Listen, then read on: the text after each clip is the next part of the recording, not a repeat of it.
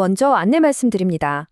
본 내용은 투자를 판단하실 때 참고용으로만 활용해 주시고요. 모든 투자의 최종 책임은 투자자 본인에게 있다는 점 꼭 기억해 주시기 바랍니다. 특정 종목에 대한 매수나 매도 추천이 절대 아닙니다. 자, 여러분, AI 투자하면 보통 뭐가 떠오르시나요?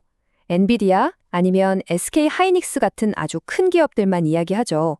그런데 말이죠. 진짜 큰 기회는요, 가끔 이 거인들의 그림자 속에서 우리가 전혀 예상하지 못한 곳에서 자라나기도 합니다.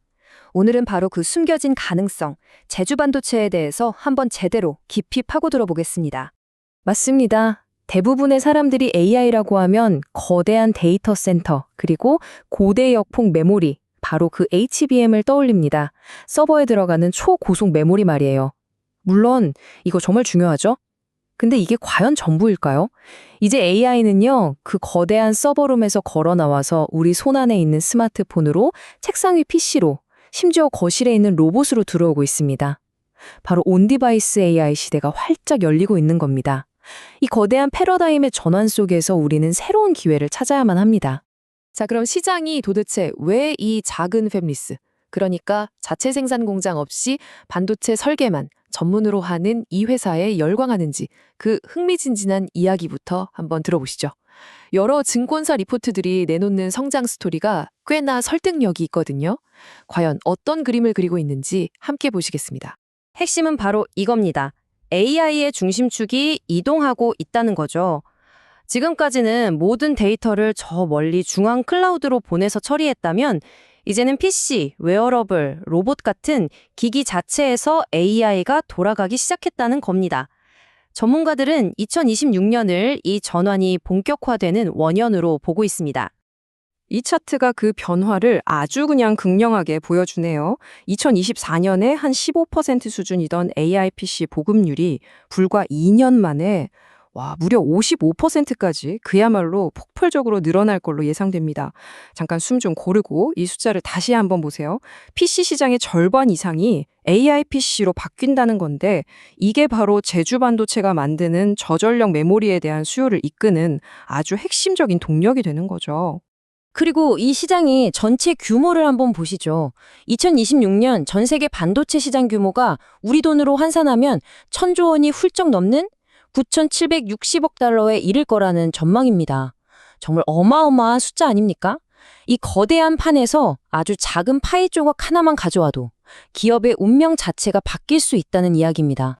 바로 이 문장이 지금의 거시적인 흐름을 아주 잘 요약해주고 있습니다. 이게 무슨 말이냐면요. 이제는 무조건 빠른 것보다 제한된 배터리로 얼마나 오랫동안 그리고 효율적으로 AI를 돌릴 수 있느냐가 더 중요해졌다는 거죠. 바로 이 지점에서 이런 틈새 시장을 파고드는 전문 기업들에게 엄청난 기회가 열리는 겁니다. 여기서 정말 재미있는 현상이 하나 벌어집니다. 삼성전자나 SK 하이닉스 같은 대기업들이 돈이 되는 HBM 생산에 모든 역량을 집중하다 보니까 상대적으로 수익성이 낮은 저전력 모바일 메모리, LPDDR 시장에 공급이 부족해지는 거예요. 수요는 폭발하는데 공급이 달리니까 어떻게 되겠어요? 가격이 오르죠. 이걸 두고 치플레이션 현상이라고 부르는데 이 반사이익을 제주 반도체가 톡톡히 누리고 있는 그런 구조인 겁니다. 자, 지금까지는 시장이 바라보는 장밋빛 전망이었고요. 이제부터가 진짜입니다. 20년 경력의 투자자로서 제가 중요하게 보는 건요. 이런 시장 분위기에 그냥 편승하는 게 아니라 이 기업 자체가 가진 단단한 힘입니다. 과연 제주 반도체는 그 힘을 가지고 있을까요? 바로 이 슬라이드가 핵심 중의 핵심입니다. 퀄컴과 미디어텍, 이 두 회사는 모바일 칩셋 세계의 문직이나 다름없죠. 이들에게서 메모리 인증을 받았다는 건 그냥 품질 좋음 도장 하나 받은 게 아닙니다. 이들의 칩을 쓰는 수많은 고객사들에게 제주반도체 제품은 그냥 믿고 쓰셔도 됩니다 하는 보증수표를 받은 것과 같아요. 특히 퀄컴 5G IoT 칩셋 인증은 국내에서는 제주반도체가 유일합니다. 이게 얼마나 강력한 무기인지는 뒤에서 더 자세히 설명드리죠. 워런 버핏이 입버릇처럼 강조하는 경자적 해자라는 개념이 바로 이럴 때 쓰이는 겁니다. 경쟁자들이 쉽게 침범할 수 없도록 성 주위에 깊게 파놓은 연못 같은 거죠. 기업이 장기적으로 살아남으려면요, 반드시 이 해자가 있어야만 합니다. 방금 말씀드린 그 인증이 왜 강력한 해자가 되는지 한번 정리해 보겠습니다. 한번 퀄컴 칩셋에 맞춰서 제품을 설계한 고객사가 굳이 위험을 감수하고 다른 메모리 회사 제품으로 바꿀까요? 안 바꾸죠. 왜냐? 개발비, 테스트 시간, 그리고 안정성 실패의 리스크까지 전부 다 다시 짊어져야 하니까요. 이게 바로 락인 효과라는 겁니다. 특히 수많은 IoT 기기나 로봇처럼 안정성이 생명인 분야에서는 이 신뢰성이 무엇보다 중요하거든요. 이건 사실상 경쟁사가 비집고 들어올 틈을 원천적으로 차단하는 아주 강력한 방어막인 셈이죠. 자, 지금까지는 아주 희망적인 이야기만 쭉 했습니다. 하지만 제 경험상 세상에 공짜 점심은 없더군요. 이 보고서 내용은 참 희망적인데 이상하게 제 계좌는 왜 아직도 월요일 아침 출근길처럼 무거운지 모르겠습니다. 이제는 이 장밋빛 전망의 이면 우리가 반드시 짚고 넘어가야 할 리스크들을 냉정하게 한번 살펴보겠습니다. 회사가 제시한 목표는 굉장히 야심차입니다. 2년 만에 매출을 2배 이상으로 늘리겠다는 건데요. 패블리스, 즉 생산 공장 없이 설계만 하는 회사의 특성상 매출이 늘면 이익은 그보다 더 가파르게 증가하는 영업 레버리지 효과가 나타나긴 합니다. 하지만 과연 이 목표 달성 가능할까요? 긍정적인 전망과 현실적인 리스크를 나란히 놓고 한번 보겠습니다.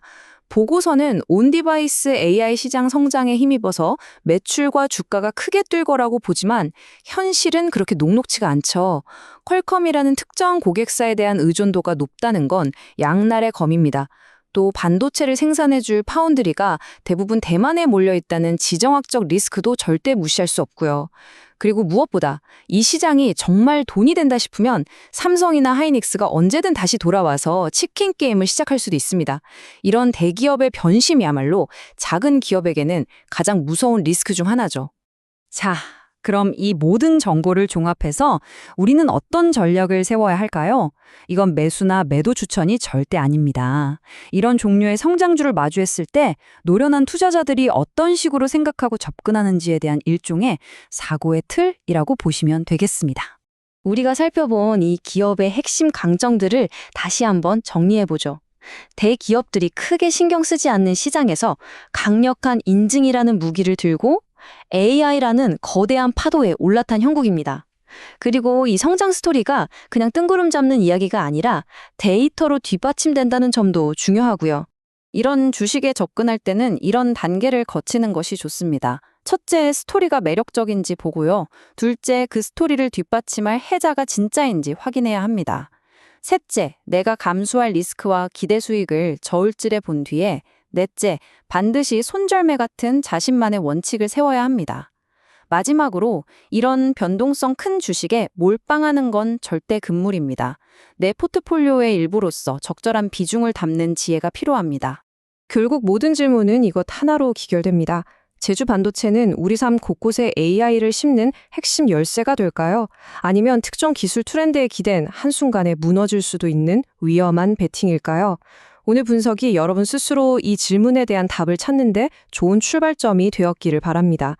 결국 투자는요, 다른 사람 말을 듣는 게 아니라 자신만의 논리를 단단하게 세워가는 과정이니까요.